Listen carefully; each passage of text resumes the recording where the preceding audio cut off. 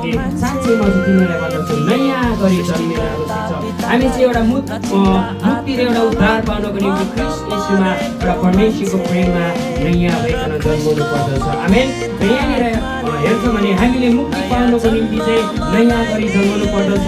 र प्रेरित 4:12 मा लेखेको छ कि मुक्ति चाहिँ कहीँ पनि पाइँदैन। त्यहाँनिर एकजनाले निकालेर पढिदिनुहोस् न प्रेरित 4:12 लाई।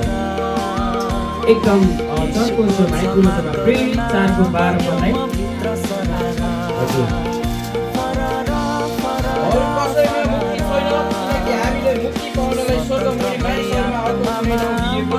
आमेन।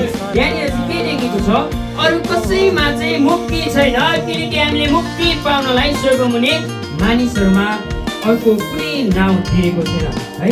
मानिसले भन्छन् मैले धर्म कर्म गरेर मैले दान दक्षिणा दिएर है मैले मुक्ति पाएको छु भनेर मान्छेले भन्छन्, तर त्यसरी हामी मुक्ति पाउँदैनौँ।